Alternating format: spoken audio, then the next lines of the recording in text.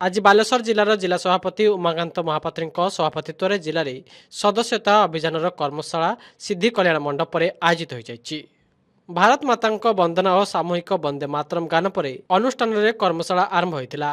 जिला सभापति श्रीजुक्त महापात्र स्वागत भाषण में कर्मशालार आभिमुख्य विषय कही और जिला कर्मशाला दायित्व बंटन करते। कर्मशाला जिला प्रभारी भाव भद्रक सांसद अभिमन्यु सेठी, बालेश्वर सांसद प्रताप चंद्र षडंगी, रेमुणा विधायक तथा विधानसभार उपमुख्य सचेतक गोविंद चंद्र दास, राज्य कार्यकारिणी सदस्या नमस्मिता खंटुआ अभिभाषण में सदस्यता अभियान रूपरेख, कर्मशालार स्वरूप और सांगठनिक दायित्व संचालन विषय में विशद आलोचना करथिले। जिला साधारण संपादक परशुराम घड़ाई मंच परिचालना करथिला बेले अन्यतम साधारण संपादक भाव प्रदीप पंडा धन्यवाद अर्पण करथिले। ए पार्टी जो विचारधारा नहीं गठित होता आज पर्यंत से विचारधारा छाड़ी आग को छाड़बार भी नहीं।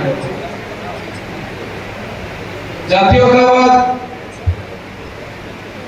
एवं एकात्म मानववाद, अंत्योदय यही सब नीति उपरे आधारित ए दल गठन होता।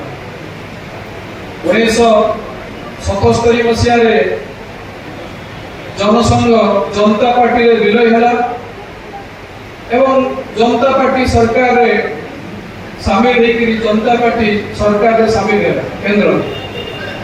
1980 मसीह सरकार भांगीगला एवं सेते बेले जनसंघ रहा नहीं एवं भारतीय जनता पार्टी रो प्रतिष्ठा है एप्रिल 6 तारीख 1980 मसीह भारतीय जनता पार्टी आरंभ है। अटल बिहारी वाजपेयी, लाल कृष्ण आडवाणी एमान द्वारा भारतीय जनता पार्टी गठन है। 1980 मसीहा पाखु आज पर्यंत भारतीय जनता पार्टी निरवच्छिन्न भाव में आगू बढ़ी चली। बढ़ी चलवर कारण हूँ केवल गोटे मात्र दल भारतीय जनता पार्टी जो पार्टी रे आभ्यंतरीण गणतंत्र अच्छी। जड़े साधारण सभ्य पार्टी सर्वभारतीय सभापति एवं जड़े साधारण सभ्य देशर प्रधानमंत्री राज्यर मुख्यमंत्री राष्ट्रपति भी उदाहरण आम आखि सामने अच्छे। आपण मैंने आज ये बसुँच आपण मान भर कि आम राज्यर मुख्यमंत्री एमपी एमएलए एवं जेकोसी जगह को राज्य सरकार मंत्री केवल यही दल ये संभव।